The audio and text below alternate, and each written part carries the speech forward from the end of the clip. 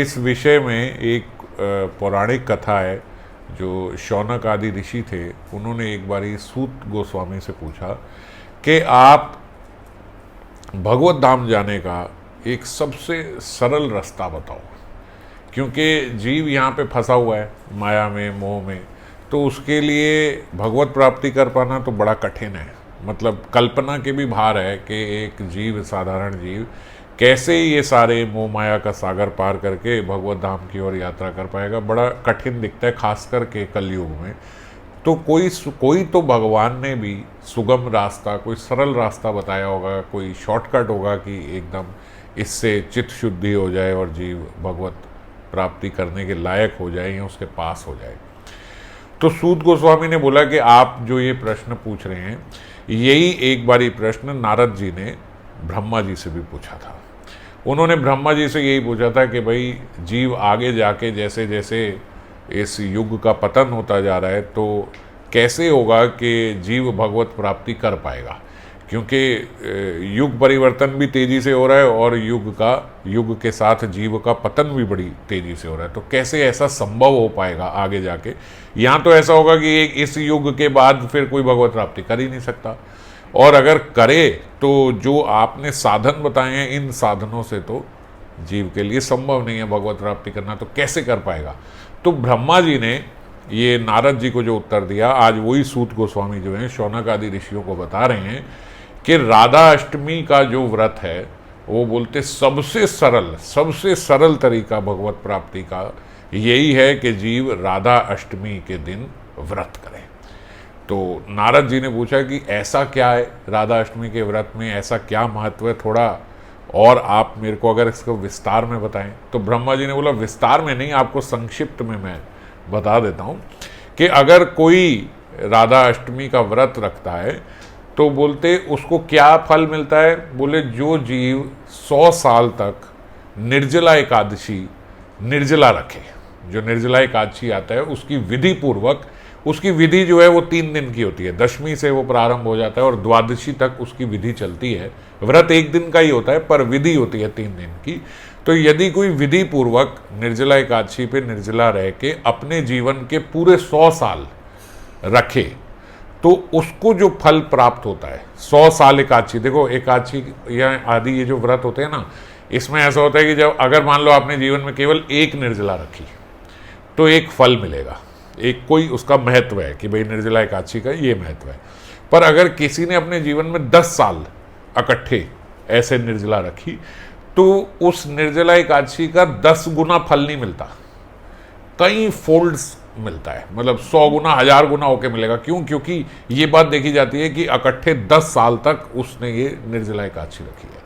तो भगवान का जो गणित है वो केवल ऐसा नहीं है कि एक निर्जला एकादशी का ये भला है, 2 साल निर्जला एकादशी रख दिया तो दुगना हो गया, 3 रख दिया तो तिगना, ऐसे नहीं होता। ऐसा होता है कि अगर उसने 10 साल रखा है तो बहुत मल्टीफोल्ड उसको मिलेगा कि लगातार 10 साल तक उसने निर्जला एकादशी रखी है।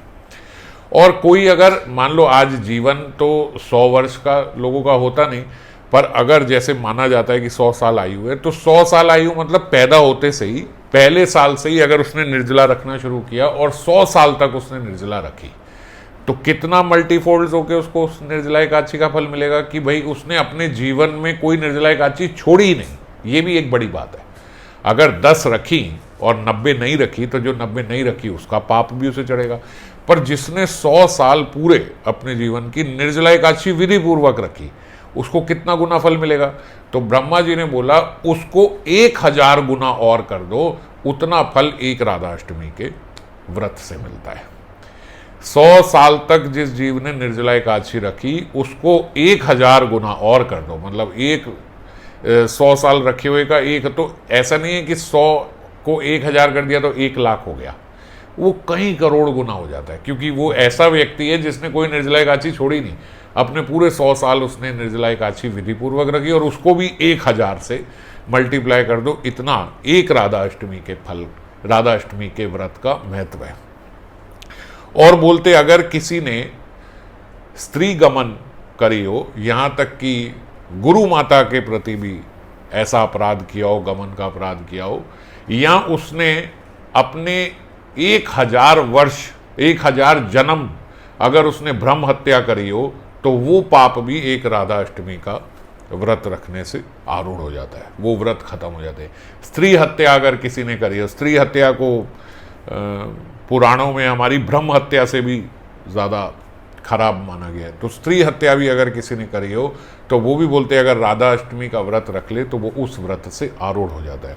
और यहाँ तक कि अगर किसी ने, जैसे एक कन्यादान भी बहुत बड़ा दान माना जाता है, तो ब्रह्मा जी ने बोला अगर 1000 ऐसी कन्याओं का विवाह करवा दें या उसमें सहयोग करे जैसे, तो वो कन्यादान माना जाता है। अगर किसी ने, किसी व्यक्ति के पास अर्थ नहीं है और उसने उसको उसकी मदद कर दी, पैसा इत्यादि देके ये सब करके विवाह कराया और कन्यादान कराया, जैसे लोग कराते हैं ना आजकल, ये भी एक प्रकार का दान है कि हमने एक पुत्री का ऐसे विवाह करा दिया, तो 1000 कन्यादान का जो फल है वो एक इससे मिलता है, एक राधा अष्टमी के व्रत से मिलता है। और बोलते सोने का जो दान है, गोल्ड का, ये सोने का दान भी बड़ा महत्वपूर्ण बताया गया। अगर कोई सोने का दान करता है तो बोलते एक सुमेरु पर्वत जितना सोना दान अगर कोई करे और या फिर केवल एक राधा अष्टमी का व्रत रख ले तो वो एक बराबर है।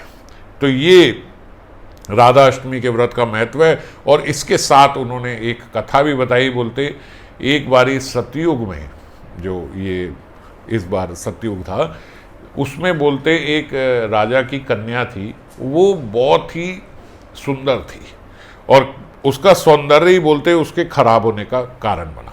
तो वो इतनी विषयी हो गई कि कोई ऐसा पाप नहीं है जो उस कन्या ने ना किया हो।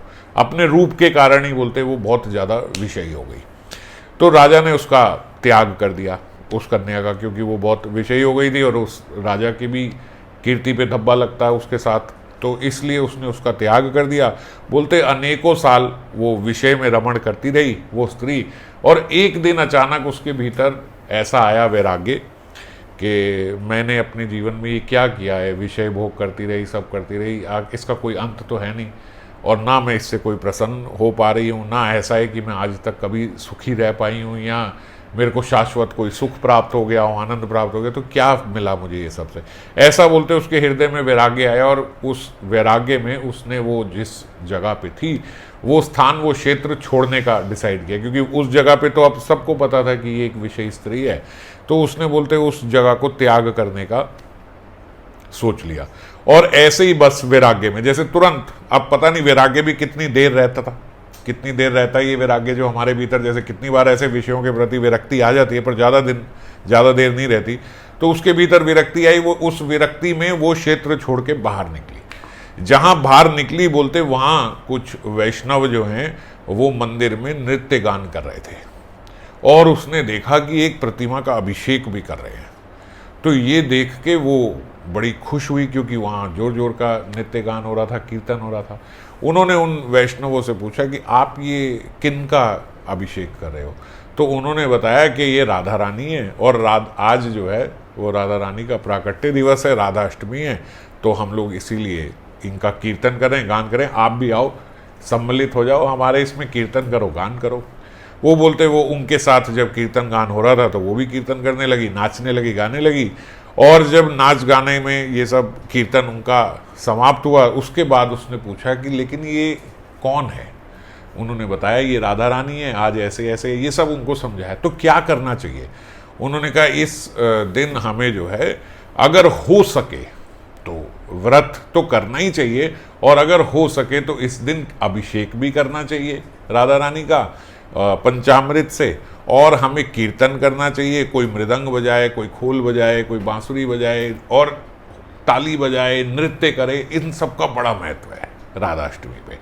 तो कीर्तन करते हुए, नृत्य करते हुए बस ये दिन ऐसे ही व्यतीत करें और उस दिन अन्न से उपवास रखें। तो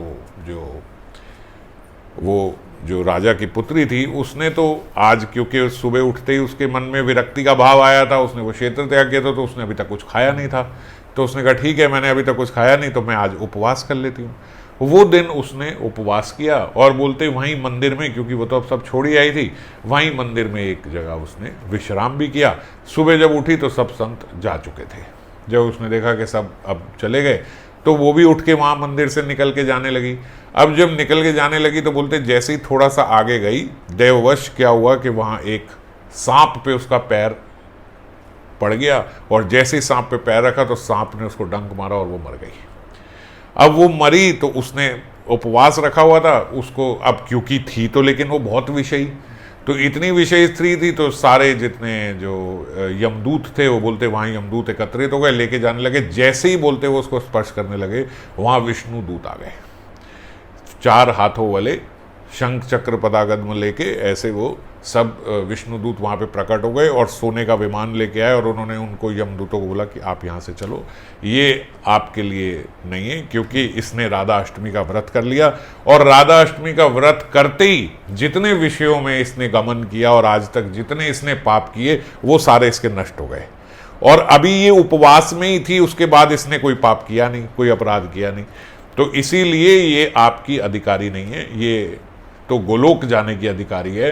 और बोलते वैकुंठ नहीं, वो जो राजा की पुत्री थी वो उसको उनको गोलोक छोड़ के आए जो विष्णुदूत थे, और किशोरी जी ने उसको अपनी सखी के रूप में अपना लिया, और कुछ नहीं किया, और कोई साधना नहीं करी थी, अपने पूरे जीवन में कुछ नहीं किया था, केवल एक अंत में दैववश उससे राधा अष्टमी का व्रत हो गया, और उस राधा अष्टमी के व्रत के कारण अब उसके बाद उसने कोई पाप नहीं किया था, उसके बाद कोई जीवन रहा नहीं, व्रत के बाद सुबह उठते ही उसका। तो बोलते इस व्रत की ब्रह्मा जी ने बताया कि नारद तुम कहते थे विस्तार से बताऊं, और इससे ज़्यादा मैं तुम्हें क्या बताऊं, संक्षिप्त में ही पता लग रहा है कि मैंने तुम्हें जो जो बताया कि ये पाप, ये पाप, ये पाप इससे ख़त्म हो जाते हैं, तो तुम इस बात को समझो कि एक राधा अष्टमी का व्रत रखने से पिछले जितने पाप कोई जीव सोच सकता है या कर सकता है वो सारे पापों का उसके अंत हो जाता है, वो सारे पापों का नाश हो जाता है। इसीलिए अगर शीघ्र अतिशीघ्र भगवत प्राप्ति करनी है तो जीव को ये राधा अष्टमी का व्रत जरूर करना चाहिए। तो आप सबसे भी यही प्रार्थना है कि जो राधा अष्टमी का व्रत है कल, उसका ठीक से हम लोग पालन करें। उस व्रत में हम अभिषेक जरूर करें पंचामृत से। किशोरी जी की अगर हमारे पास विग्रह नहीं है तो जो कोई चित्र होगा उस चित्र पे ही हम लोग चित्र सामने रख के अभिषेक करें, कीर्तन करें, अपने मुख से कीर्तन करें, ताली बजा के कीर्तन करें। अगर घर में कुछ नहीं है तो ताली बजा के थोड़ी देर कीर्तन करें, और अगर हो सके तो कीर्तन में नृत्य करें, ताली बजाएं। ये क्यों? क्योंकि उत्सव है, तो उत्सव जब कोई मनाता है तो नृत्य गान इत्यादि होता है। तो उत्सव उत्साह से अगर कोई ऐसे नृत्य गान करता है और व्रत रखता है तो निश्चित रूप से उसने जितने पाप अब तक करे हैं वो अपने सारे पापों से इस दिन आरूढ़ हो जाता है। जय राम।